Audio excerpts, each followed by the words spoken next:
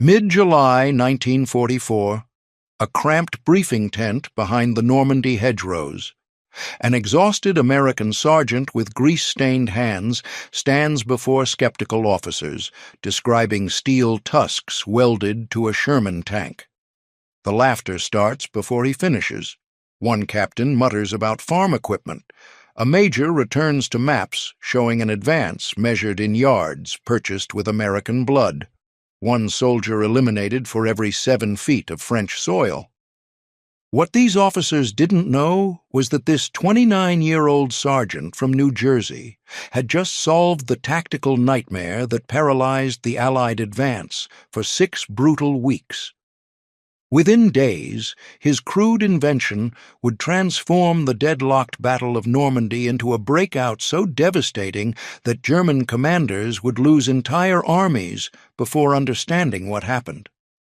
Curtis Grubb Culin III had invented the weapon that would break Nazi Germany's grip on France, and all it required was scrap metal, a welding torch, and the willingness to see potential where others saw problems. The Norman Bocage in July 1944 was a killing ground of horrifying efficiency.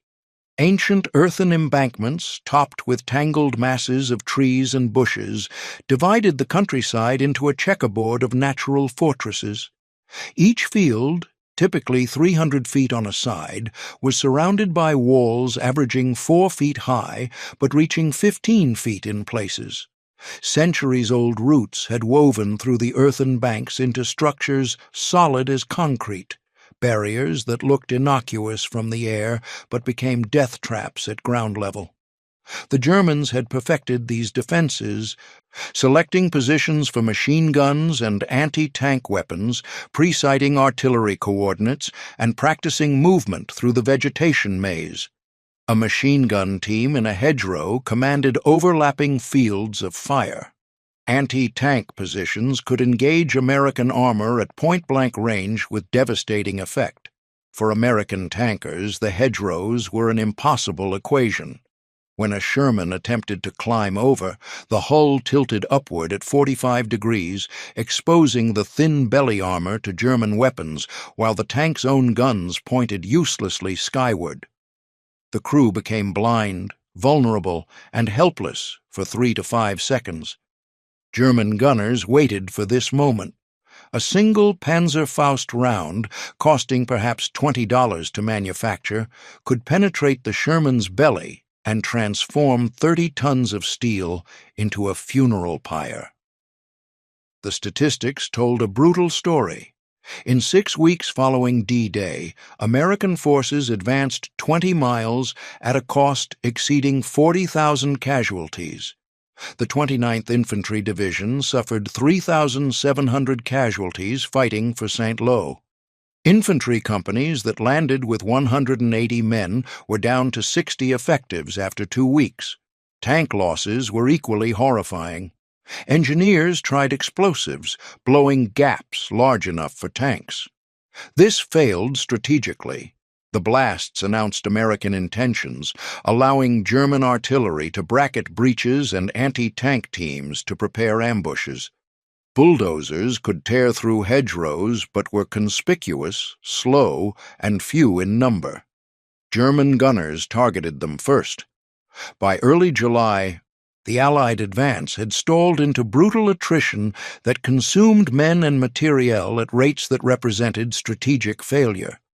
Curtis Grubb Culin III wasn't supposed to solve this problem. Born February 10, 1915 in Cranford, New Jersey, Culin was 29 in July 1944, ancient by combat soldier standards. He served with the 102nd Cavalry Reconnaissance Squadron of the New Jersey National Guard, assigned to the 2nd Armored Division. His ancestor, Colonel Curtis Grubb, had fought the British during the Revolution, but Culin himself was a Depression-generation product who learned to improvise solutions from whatever materials were available. The breakthrough came during a Soldier Bull session in mid-July. Tankers, infantrymen, and support personnel discussed the hedgerow problem with dark humor and casual creativity. A soldier Culin described as a Tennessee hillbilly named Roberts made what seemed absurd. "Why don't we get some saw teeth and put them on the front of the tank and cut through these hedges?" The others laughed. Curtis Culin didn't. While comrades dismissed it as crackpot thinking, Culin recognized fundamental soundness. If you couldn't go over hedgerows without exposing belly armor and couldn't go around them because Germans covered every gap, you had to go through them. And to go through, you needed cutting tools strong enough to shear through centuries of root growth. Culin began sketching designs. His concept was simple: steel blades mounted at angles designed to cut into the earthen embankment rather than ride over it. The blades would act like enormous plows, using the tank's weight and power to tear through obstacles. The key insight was keeping the hull level during breach. If blades bit in at ground level, the tank would push through rather than climb over, maintaining weapons pointed forward and belly armor protected. Raw materials were everywhere. Germans had littered invasion beaches with thousands of Czech hedgehogs, massive steel anti-tank obstacles that had failed to stop the Allied landings. Culin requisitioned a cutting torch and went hunting. He cut steel I-beams to appropriate lengths, shaped the ends into points that would penetrate earth and roots, and angled them to create a four-pronged plow distributing cutting forces across multiple points. The tusks, massive steel fangs, were welded to a mounting plate attached to the tank's transmission housing. The entire contraption weighed perhaps 200 pounds and could be fabricated by any competent welder in hours using materials lying around every Normandy beach. It was crude, ugly, and looked like rejected farm equipment. It was also exactly what the Allied armies needed. Cullen's first test used a borrowed tank. The crew backed off several hundred yards from a typical hedgerow and accelerated to 10 miles per hour. What happened next was, in General Omar Bradley's words, both simple and revolutionary. The steel tusks bit into the embankment at ground level, penetrating root mass and earth with the force of 30 tons driven by 500 horsepower. The tank didn't climb, it plowed straight through, nose dipping slightly as tusks shredded centuries of growth. The entire breach took less than 30 seconds. When the Sherman emerged, weapons were still pointed forward, armor configuration unchanged, and it had created a gap wide enough for following vehicles. Word spread rapidly through military channels. The prototype was demonstrated for increasingly senior officers. Bradley arrived at the demonstration site with the skepticism of a commander who'd seen promising innovations fail. What he witnessed transformed his operational concept for the Normandy breakout. Bradley's official account captured the moment. The tank backed off and ran head-on toward a hedgerow at 10 miles an hour.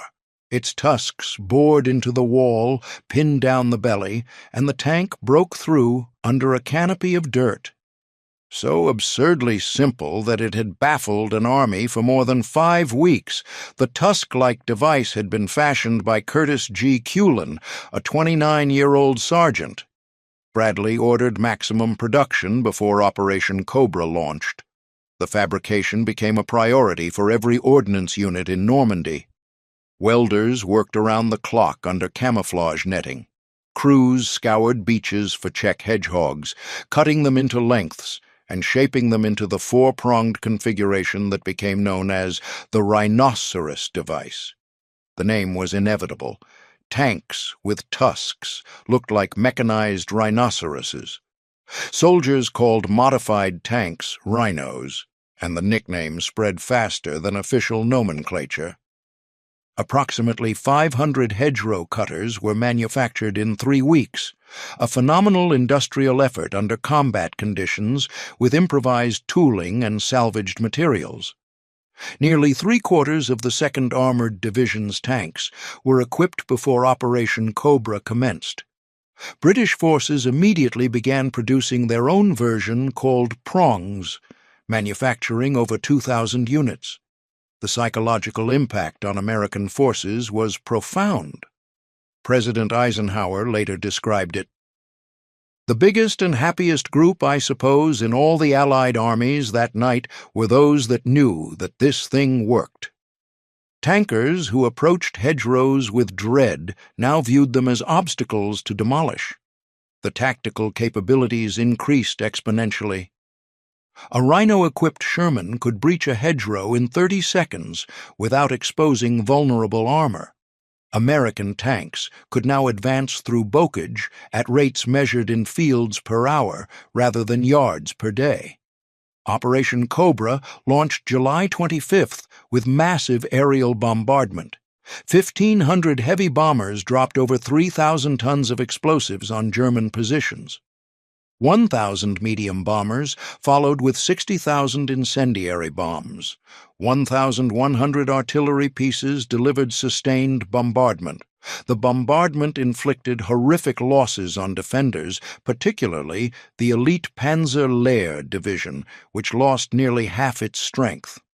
But the difference was what happened when American armor advanced.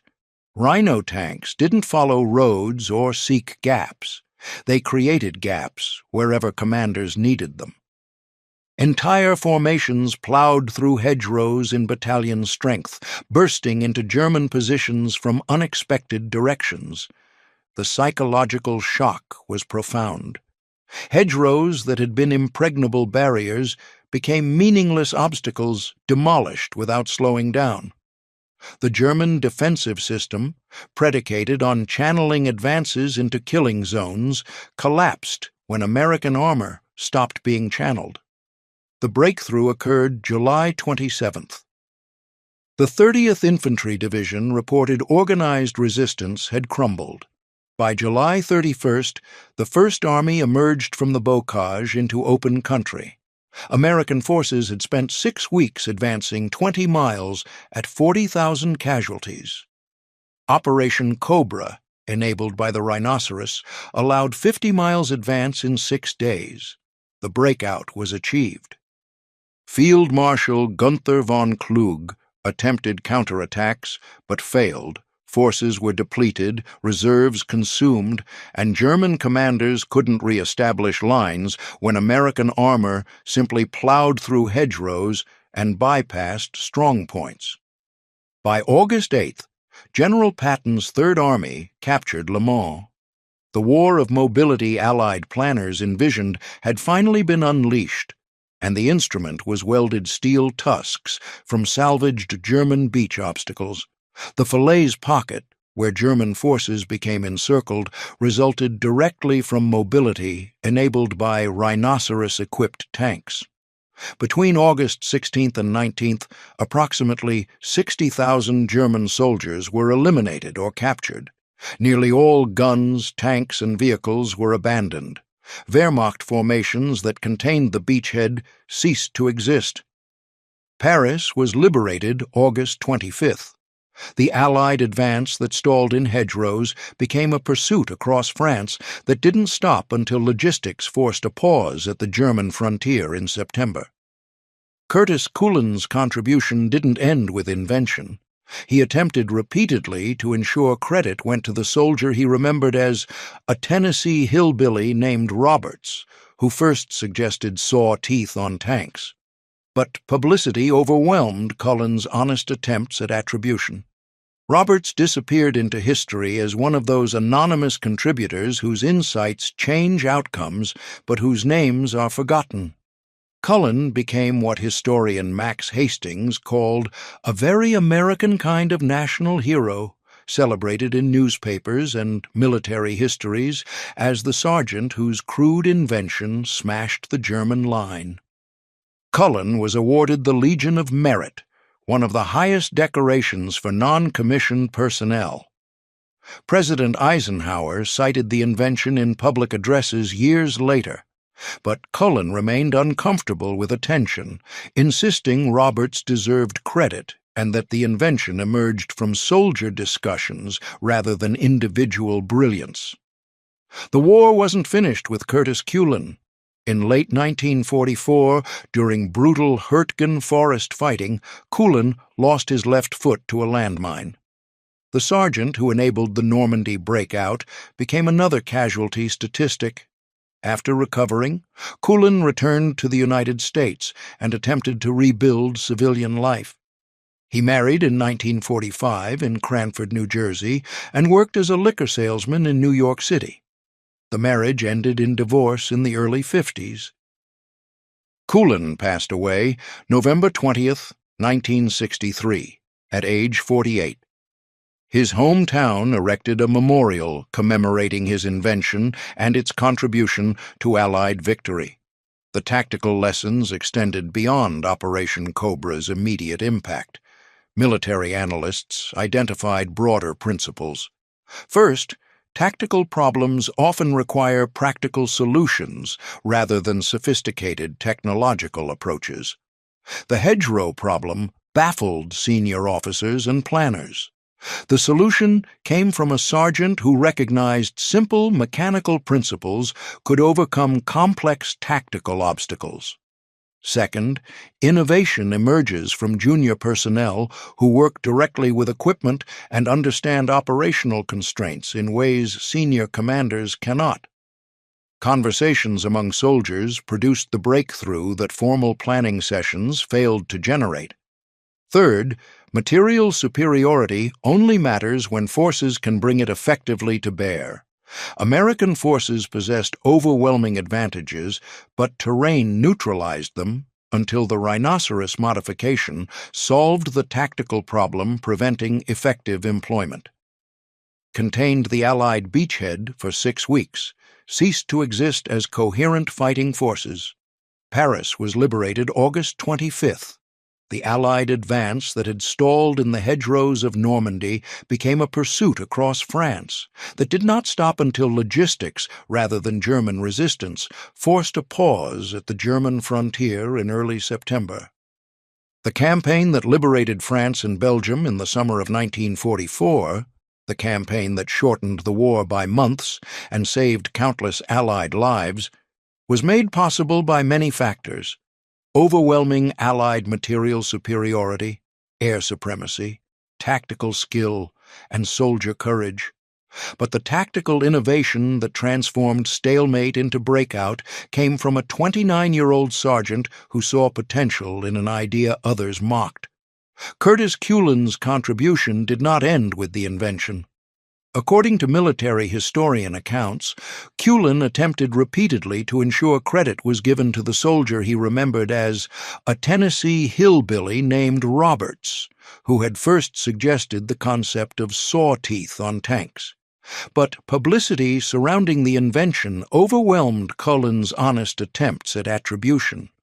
Roberts, whoever he was, disappeared into history as one of those anonymous contributors whose insights change outcomes, but whose names are forgotten. Culin became a very American kind of national hero, as historian Max Hastings described him, celebrated in newspaper accounts and military histories as the sergeant whose crude invention had smashed the German line. The publicity was not entirely welcome. Culin was awarded the Legion of Merit, one of the highest decorations available to non-commissioned personnel, in recognition of his innovation.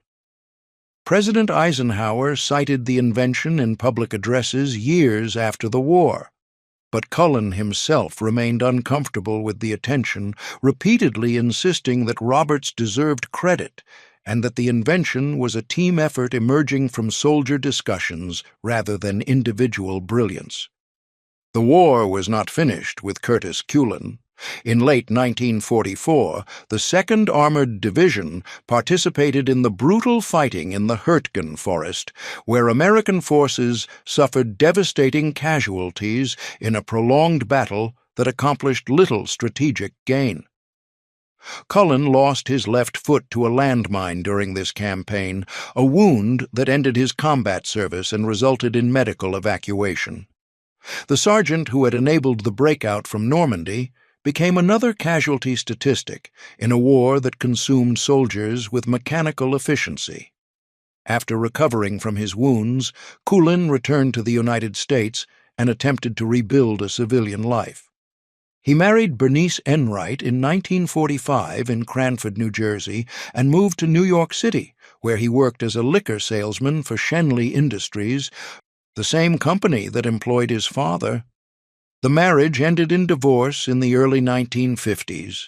Culin died November 20th, 1963, at the age of 48. His hometown of Cranford erected a public memorial outside the municipal building commemorating his invention and its contribution to Allied victory. The tactical lessons of the rhinoceros modification extended beyond the immediate impact on Operation Cobra. Military analysts studying the Normandy campaign identified several broader principles. First, that tactical problems often require practical solutions rather than sophisticated technological approaches. The Hedgerow problem had baffled senior officers, engineers, and tactical planners. The solution came from a sergeant who recognized that simple mechanical principles could overcome complex tactical obstacles. Second, that innovation often emerges from junior personnel who work directly with equipment and understand operational constraints in ways that senior commanders cannot. The conversations among soldiers discussing the Hedgerow problem produced the breakthrough insight that formal planning sessions had failed to generate. This validated the principle that organizations succeed when they listen to personnel at all levels rather than assuming wisdom flows only from top to bottom. Third, that material superiority only matters when forces can bring that superiority to bear effectively.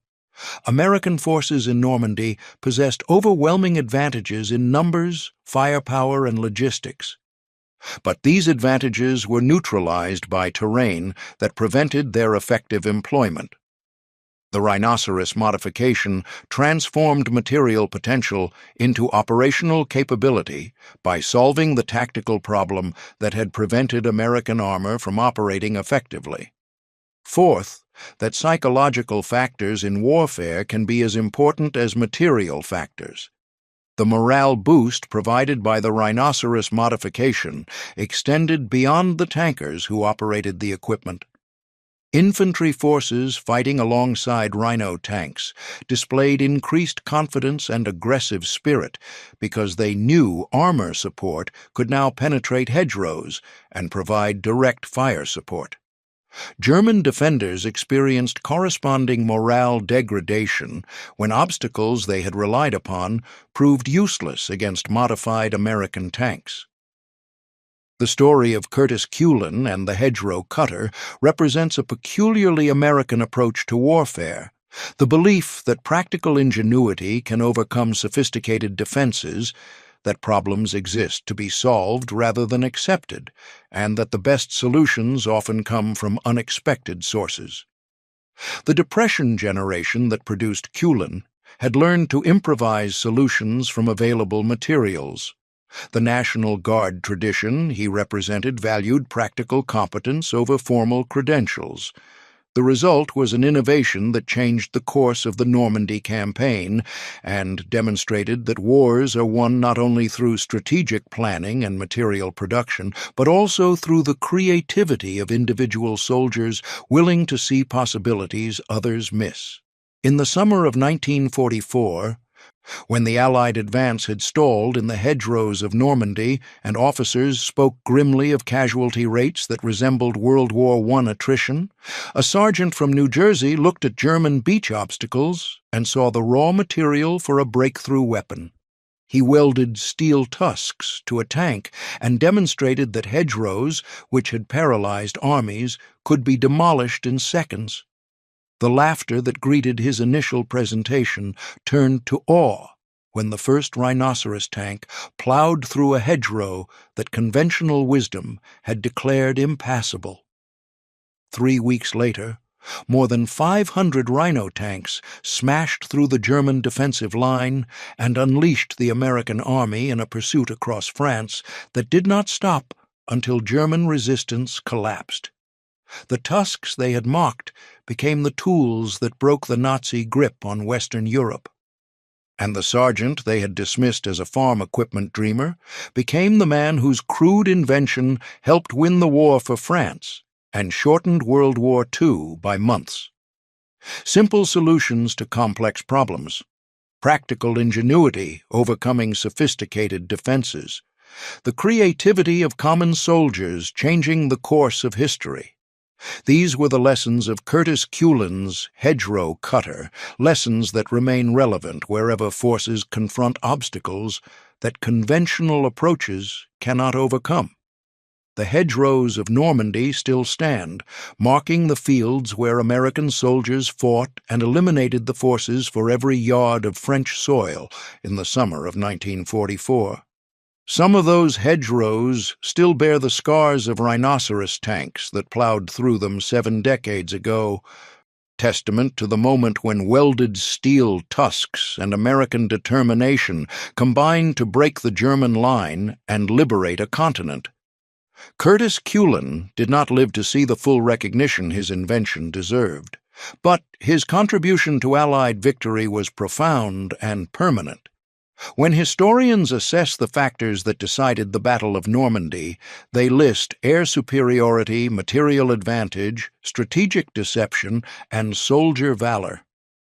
And increasingly, they note the contribution of a sergeant who refused to accept that hedgerows were impassable obstacles and who demonstrated that sometimes the difference between stalemate and victory comes down to 4 steel tusks welded to the front of a tank by someone willing to try what others dismissed as impossible. That was Curtis Grub Culin's legacy, the demonstration that wars are won not only through grand strategy and overwhelming force, but also through the practical problem-solving of common soldiers who refuse to accept that obstacles are permanent. The hedgerows that paralyzed Allied armies became speed bumps for rhinoceros tanks. The defensive system that the Germans believed would contain American forces indefinitely was demolished in days, and the sergeant they had laughed at became the man whose invention unleashed the mechanized avalanche that swept German forces out of France and brought the Allied armies to the borders of the Third Reich. Simple innovation, profound impact, one sergeant's refusal to accept defeat. That was the story of the hedgerow cutter, the weapon that broke the German line and unleashed the American army to finish the liberation of Europe.